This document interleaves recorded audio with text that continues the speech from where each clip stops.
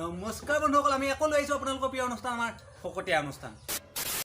আজি আমি আলোচনা কৰিব লোৱা বিষয়বস্তুটো হৈছে আমাৰ প্ৰিন্স হাজৰিকাক লৈ। প্ৰিন্স হাজৰিকা হৈছিলে এজন ভাল টিকটকাৰ, লগতে এবাৰ মেট্ৰিক পৰীক্ষাও দিছিলে। তেখেতৰ মেট্ৰিক পৰীক্ষা বেয়া হ'ল, তাক লৈ এটা সমগ্ৰ অসমত এটা জুই জ্বলি আছে, মানে এটা ট্ৰল হৈ আছে। নমস্কাৰ, আপোনালোক তিনিওকে আমাৰ ষ্টুডিঅ'ত পাই আজি বহুত সুখী হৈছোঁ। নমস্কাৰ। আপোনালোকক আজি আমাৰ ষ্টুডিঅ'ত পাই নথৈ আনন্দিত হৈছোঁ। আপোনালোকক আমাৰ ষ্টুডিঅ'লৈ স্বাগতম জনাইছোঁ।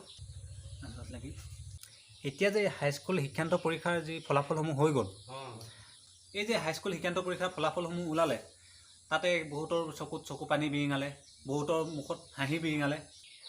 সেই পৰীক্ষাৰ্থীসকলৰ মাজতেই আমাৰ এজন টিকটকাৰ আছিলে, যাৰ নামেই পৰিচয় প্ৰিন্স হাজৰিকা। তাক লৈ এটা অসমত এটা ট্ৰল চলি আছে, বৰ্তমান অসম জ্বলি আছে। তেখেতক লৈ যি এটা ট্ৰল চলি আছে, তাৰ ওপৰতে আমি এটা আলোচনা কৰিম বুলি আপোনালোকক নিমন্ত্ৰণ জনালোঁ। প্ৰথমে আপোনালোকক চিনাকি কৰাই দিব লৈছোঁ আমাৰ আজি অতিথিসকলক।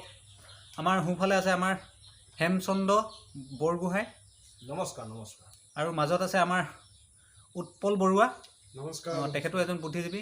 আৰু বাওঁফালে বহি থকা এই ক'লা ক'লা গগল লগাই থকাজন আমাৰ টিকটকাৰ হয় দেই, এজন। নমস্কাৰ। যাৰ নেকি চেহেৰাই পৰিচয়, টিকটকাৰ হয় এজন। তেখেতৰ নাম হৈছে আমাৰ মাইকেল। আপোনালোক তিনিলৈ ধন্যবাদ জ্ঞাপন কৰিছোঁ আমাৰ ষ্টুডিঅ'ত আজি উপস্থিত হোৱাৰ বাবে। বৰগোহাঁই ডাঙৰীয়া, এই যে প্ৰিন্স হাজৰিকাৰ ওপৰত যি এটা ট্ৰল চলি আছে, সেইটো কিমান গ্ৰহণযোগ্য যে তেওঁ এইবাৰ মেট্ৰিকত পৰীক্ষা বেয়া কৰিছে? তাৰ ওপৰত এটা ট্ৰল ওলাই আছে যে তেওঁ প্ৰিন্স কিন্তু এজন টিকটকৰ ফেমাছ ষ্টাৰ, ছুপাৰ ষ্টাৰ বুলি ক'ব পাৰি। তাৰ ওপৰত এটা তেওঁ পৰীক্ষাটো বেয়া কৰিলে বুলিয়েই তাৰ ওপৰত এটা ট্ৰল চলি আছে। সেই বিষয়বস্তুটোৰ ওপৰতে আমি আজি আলোচনা কৰিম বুলি আপোনালোকক নিমন্ত্ৰণ কৰিলোঁ। আপুনি কিবা ক'ব নেকি যে প্ৰিন্সক লৈ? হয়, মোক প্ৰিন্স হাজৰিকাক লৈ মতামত দিবলৈ আছে, অসমৰ ৰাইজকো দিব আছে, প্ৰিন্স হাজৰিকাকো দিবলৈ আছে। ক'বলৈ বহুত আছে মোৰ কথা। কওকচোন। হ'লেও মই ছুটিকৈ দুই এষাৰ কৈ থওঁ প্ৰিন্স হাজৰিকা আৰু অসমৰ ৰাইজৰ হৈ। মই প্ৰিন্স হাজৰিকাৰ জীৱনৰ কথা ক'বলৈ গ'লে, তেওঁ বেলেগ এজন ব্যক্তিৰ জীৱনৰ কথা ক'বলৈ গ'লে ভুল, কিন্তু তথাপিও যিটো ট্ৰল চলিছে অসমত, তাৰ ওপৰত ভিত্তি কৰিহে তেখেতৰ জীৱনৰ কথাটো ক'বলৈ গৈছোঁ। আৰু প্ৰিন্স হাজৰিকাক লৈ যিটো ট্ৰল চলাইছে অসম ৰাইজে, তাত প্ৰিন্স হাজৰিকাই মন্ত্ৰত দুখ পাব নালাগে। মোৰ ফালৰ পৰা বিশেষ মন্ত্ৰত দুখ পাব নালাগে, মন ভাঙিব নালাগে। মানুহৰ জীৱনত জয় পৰাজয় আছেই। জয় পৰাজয় আছেই। কোনোবাই ফুটবল খেল এখনে খেলিলে, তাত কোনোবা এটা পাৰ্টি জিকিবই, কোনোবা এটা পাৰ্টি হাৰিবই। হাৰা জিকাটো থাকেই মানুহৰ। যেনেকৈ এতিয়া পৰীক্ষা দিছে, সকলোৱে যদি পাছ কৰিলেহেঁতেন, কোনোবা এজনে যদি ফেইল নকৰিলেহেঁতেন, কোনো এজনে মানে, তেতিয়া পাছ আৰু ফেইল ক'ত থাকিলেহেঁতেন, কেনেকৈ গম পালেহেঁতেন? হয়, পঢ়াত কিবা এটা প্ৰব্লেম আহি গ'ল চাগৈ, মানে টিকটকাৰ তেখেতে কৰে কাৰণে ফেইল কৰিলে এইটো ক'ব নাপায়। পঢ়াত ক'ৰবাত কিবা এটা প্ৰব্লেম আহিছে। তাতকৈ ভাল ভাল ঘৰৰ ল'ৰা আছে, টিউশ্যন যায়, ঘৰতে থাকে, এনি টাইম মাক বাপেকে গাইড দি ৰাখে। তেখেতলোকোতো ফেইল কৰিছে, তেখেতলোকক ক'বলৈ যোৱা নাই ন কোনো। তেখেতলোকক আজি কোনো ক'ব যোৱা নাই। প্ৰিন্স হাজৰিকাক টিকটকত পাইছে কাৰণে কৈছে, এইটো কথা হ'ল নেকি? মানে অসমীয়া ৰাইজৰ কোনোবা এজন ভালকৈ কিবা এটা কৰিলে, তেখেতৰ কিবা এটা ভাল কোৱালিটি আছে কাৰণে তেখেতৰ ওপৰত বা তেখেতৰ পিছত মানুহ এনি টাইম চকু। তাতকৈ ভাল ভাল ঘৰৰ ল'ৰা আছে নহয়। তেখেতলোকৰ ঘৰত কোনোবাই চকু দিছে নেকি? অসমত কিমান ল'ৰাই ফেইল কৰিছে, কিমান ল'ৰাই পাছ কৰিছে, বাকীবিলাকক ক'ব যোৱা নাই কিয়? মই সেইটো মানে ভুল বুজিছোঁ। আৰু এইটো ট্ৰল বোলা বস্তুটো মানে মানুহৰ হ'ব গম পাইছোঁ আপুনি কেনে এটা কথা ক'বলৈ বিচাৰিছে। আৰু লগতে আমাৰ বিশিষ্ট বুদ্ধিজীৱী আমাৰ বৰুৱা ডাঙৰীয়া, আপুনিও কিবা ক'ব নেকি যে প্ৰিন্সৰ এই ট্ৰলক লৈ, আৰু প্ৰিন্সৰ যি এটা মানে মেট্ৰিকৰ বেয়া ৰিজাল্ট, তাক লৈ আপোনাৰ কিবা ক'ব লগা আছে নেকি? মই তাৰ বিষয়ে অলপ ক'ম বুলি ভাবিছোঁ। কওকচোন, কওক আমাৰ ৰাইজক। প্ৰিন্সে যিটো সময়ত পঢ়া শুনা কৰিব লাগিছিলে, সেইটো সময়ত সি পঢ়া শুনা নকৰি টিকটক চলাই থাকে। মই বহুত ভাল পাইছোঁ যে তাৰ এক্সাম বেয়া হ'ল। যিটো সময়ত সি পঢ়া শুনা কৰিব লাগে, সেইটো সময়ত সি টিকটক চলাই থাকে। এইটো আচলতে বহুত বেয়া কথা।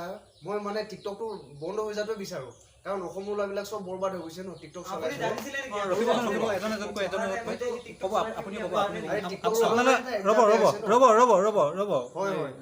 ৰ'বচোন, মাইকেল আৰু সেই বৰগোহাঁই ৰ'বচোন, আমাৰ এই বৰুৱা কথাখিনি কৈ লওক, স্পষ্টীকৰণ কৰি লওক।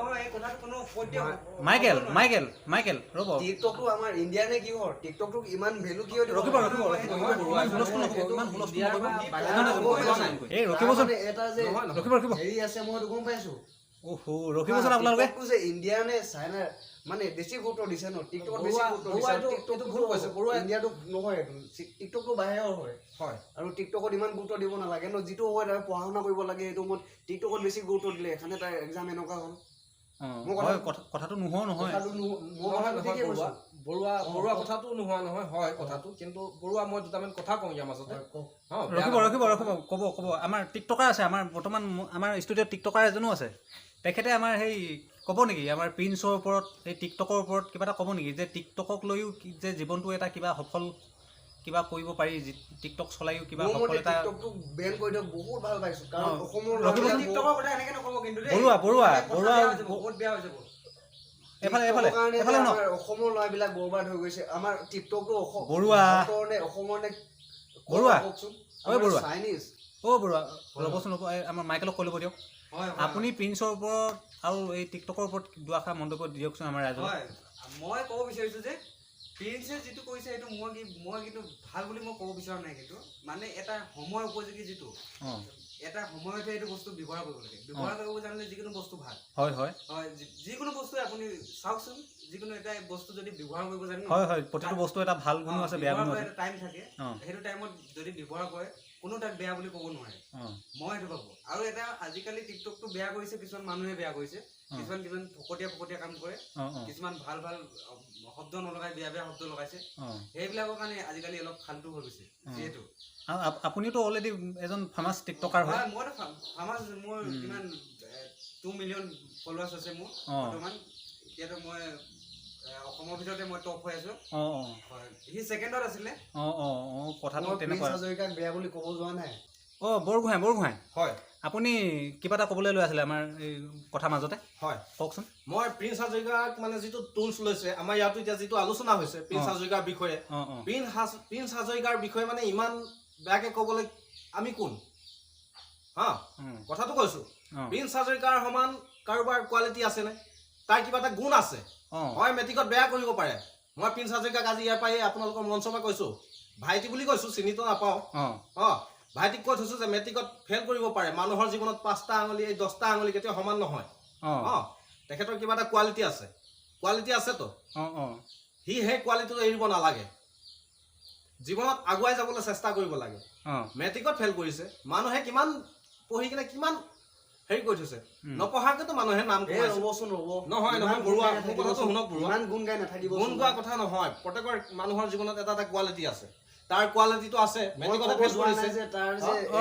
নহয় মেট্ৰিকত ফেইল কৰিছে বেয়াকে পঢ়িলে বুলি কৈছে মানুহৰ জীৱনত ভালকে পঢ়াও ফেইল কৰিছে গম পাইছেনে বৰুৱা ভালকে পঢ়াও ফেইল কৰিছে প্ৰিন্স হাজৰিকাৰ পিছত কিয় পঢ়িব লাগে মোৰ সেইটো লাগে মানে মই প্ৰিন্স হাজৰিকাক কৈছো আকৌ এবাৰ ভাইটি তোমাৰ কোৱালিটি আছে তুমি পৰীক্ষাত ফেইল কৰিব পাৰা মেট্ৰিকত ফেইল কৰিব পাৰা কিন্তু তোমাৰ জীৱনত অন্ধকাৰ নানিবা কেতিয়াও আনৰ কথা শুনি মন নেভাঙিবা আকৌ আগুৱাই যোৱা মই আজি ইয়াৰ পৰা বাৰে কৈছো আপুনি মাৰ্কশ্বিট চাইছে নাই আপুনি মনে থাকক ৰাইজসকল প্ৰিন্স হাজৰিকাই যিটো সময়ত এক্সামৰ সময়ত কিতাপ পঢ়িব লাগিছিলে সেইটো সময়ত কিতাপ নপঢ়ি টিকটক চলাই থাকে সেই টিকটক নচলোৱা হ'লে অন্ততঃ মাৰ্কশ্বিটত কমি থকা 5 নম্বৰ 10 নম্বৰ তাই ফাৰ্ষ্ট ডিভিজন যাওক ছেকেণ্ড ডিভিজন যাওক সেইটো ক'ব নাযাওক কমচে কম পাছ কৰিলেহেঁতেন হয় কথাটো নোহোৱা নহয় পাছ কৰিলেহেঁতেন আৰু অন্ততঃ প্ৰিন্সৰ ওপৰত যিটো ট্ৰল চলি আছে কমচে কম সেইটো নহ'লহেঁতেন কিজানি মোৰ হিচাপত টিকটক বেন হ'ব লাগে আপুনি কি বাৰে টিকটক বেন হ'ব লাগে কিয় বেন হ'ব লাগে টিকটকৰ বিষয়ে টিকটকত ধৰি ফাল্টু ফুটমি হিজৰ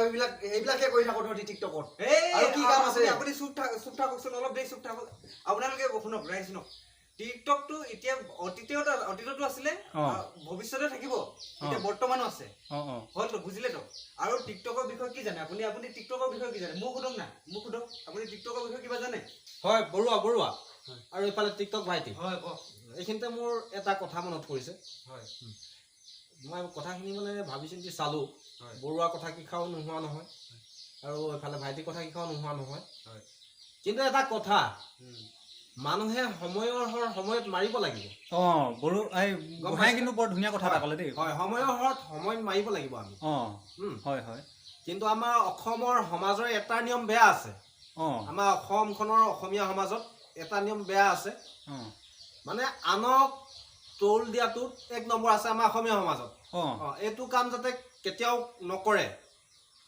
মানুহৰ দুখ প্ৰত্যেকৰে আহে। এইটো টাইমত প্ৰিন্স হাজৰিকাৰ এটা দুখ আহি আছে। এইটো টাইমত তেখেতক কোনোবাই টোল দি কেনে ডাউন দি কেনে ক'ব নালাগে, তেখেতক এইটো টাইমত অলপ উৎসাহ জগাব লাগে। মোৰ মানে মনৰ ফালৰ পৰা কৈছো দেই, প্ৰিন্সৰ দুখ লাগিছে, সময় ঠিক কিবা কাৰণত মাৰিব নোৱাৰিলে, হয়নে?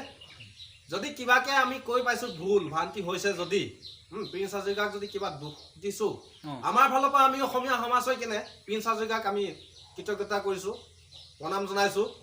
আমি প্ৰিন্স হাজৰিকাক টোল দিব যোৱা নাই, তেখেতক আমি উৎসাহ দিছো, প্ৰেৰণা দিছো, যাতে আহিব লগা অনাগত দিনবোৰ ভালকৈ পাৰ হওক, যাতে সময়ত মাৰিব পাৰেহি।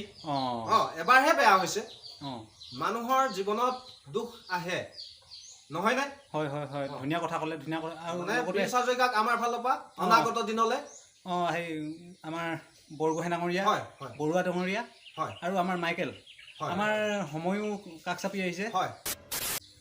নমস্কাৰ। সঁচাকৈ আমাৰ অসমীয়া সমাজখন এখন বৰ বেয়া সমাজ। কাৰণ আমি কাৰোবাক টোল দিবলৈ পটককৈ পাৰোঁ, কিন্তু আমি নিজে কি কৰিছোঁ সেইটো প্ৰথমতে নাচাওঁ, কিন্তু আনক আমি টোল দিবলৈ বহুত সোনকালে পাৰোঁ। আমাৰ গোহাঁই ডাঙৰীয়া কোৱা কথাটো কিন্তু একদম সঁচা কথা, যে মানুহৰ 5টা আঙুলি কেতিয়াও সমান নহয়। সঁচাকৈ মই কিন্তু ক'ব বিচাৰোঁ যে প্ৰিন্সৰ এটা কোৱালিটি আছে।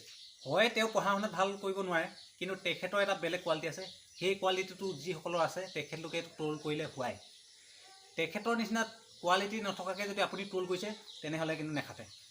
প্ৰথমে কিন্তু আপুনি আপোনাক বিবেচনা কৰক, তাৰপিছত টোল দিয়ক। তেতিয়া কৰিলেহে মানে বস্তুটো গম পাইছে আৰু ৰাইজে। আৰু বেছি নকওঁ আৰু, ক'লে ওলাই গৈ থাকে। তো আজিলৈ নমস্কাৰ, বাই বাই।